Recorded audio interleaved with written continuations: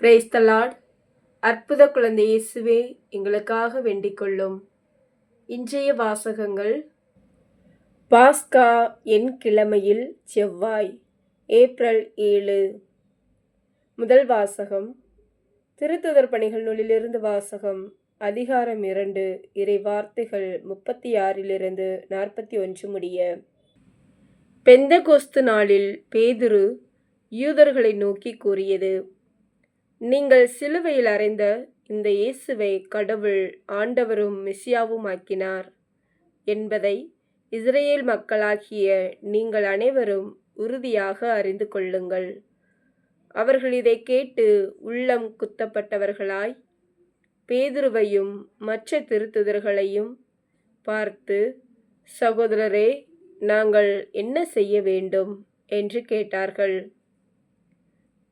அதற்கு பேதுரு அவர்களிடம், நீங்கள் மனம் மாறுங்கள், உங்கள் பாவங்களிலிருந்து மன்னிப்பு பெறுவதற்காக ஒவ்வொருவரும் இயேசு கிறிஸ்துவின் பெயரால் திருமுழுக்கு பெறுங்கள்.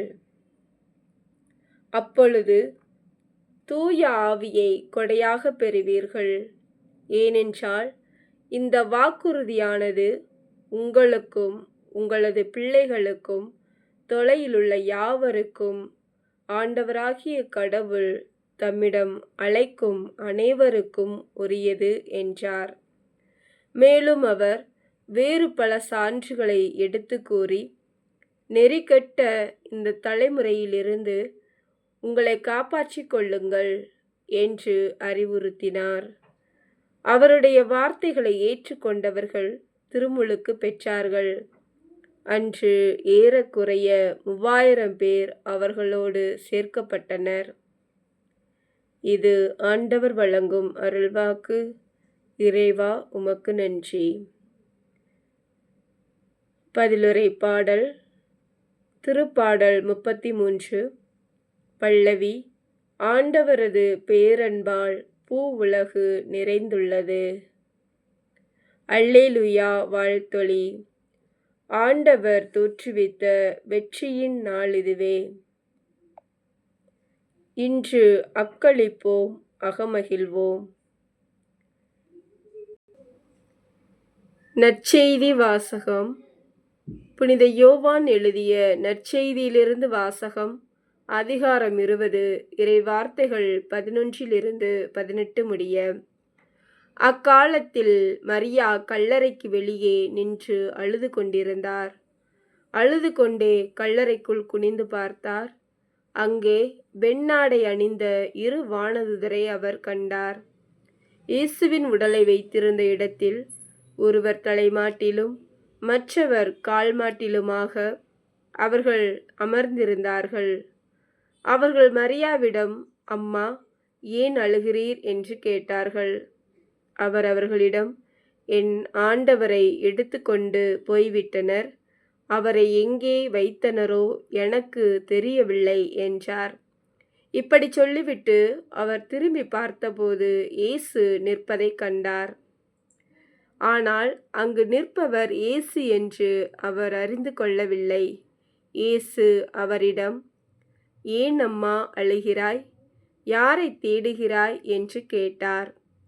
மரியா அவரை தோட்டக்காரர் என்று நினைத்து அவரிடம், ஐயா, நீர் அவரை தூக்கி கொண்டு போயிருந்தால் எங்கே வைத்தீர் என சொல்லும், நான் அவரை எடுத்துச் செல்வேன் என்றார். இயேசு அவரிடம், மரியா என்றார். மரியா திரும்பி பார்த்து, ரபூனி என்றார். இந்த எபிரேய சொல்லுக்கு போதகரே என்பது பொருள். இயேசு அவரிடம், என்னை இப்படி பற்றி கொள்ளாதே, நான் என் தந்தையிடம் இன்னும் செல்லவில்லை. நீ என் சகோதரர்களிடம் சென்று அவர்களிடம், என் தந்தையும் உங்கள் தந்தையும் என் கடவுளும் உங்கள் கடவுளுமானவரிடம் செல்லவிருக்கிறேன் எனச் சொல் என்றார். மகதலா மரியா சீடரிடம் சென்று, நான் ஆண்டவரை கண்டேன் என்றார். தம்மிடம் இயேசு கூறியவற்றையும் அவர்களிடம் சொன்னார். இது கிறிஸ்துவின் நற்செய்தி. கிறிஸ்துவே உமக்கு புகழ். சிந்தனை: பேரன்பு விழிகளை திறக்கும், மனக்குழப்பம் கண்களை மறைக்கும். இதையே இன்றைய நற்செய்தியின் சாரமாக காணலாம். மிகுந்த அன்பால் உந்தப்பட்டு இயேசுவுக்கு பணிவிடை புரிய மகதலா மரியா விளைகின்றார். உயிர்த்த ஆண்டவரை கண்டும் மனக்குழப்பத்தினால் அவரை காணாதவராக திரிகின்றார். பின்னர் இயேசு தம் பெயரைச் சொல்லி அழைத்தவுடனேதான் நினைவு திரும்புகின்றார். நம்மில் எத்தனை பேர் கோவில்களிலும் திருத்தலங்களிலும் கடவுளை தேடி அலைகின்றோம்.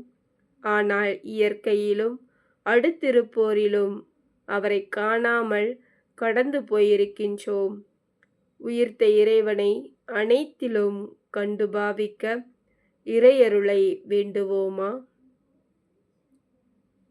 சிந்திப்போம். ஆமீன். Praise the Lord. அற்புத குழந்தை இயேசுவே, எங்களுக்காக வேண்டிக் கொள்ளும். Thank you Jesus.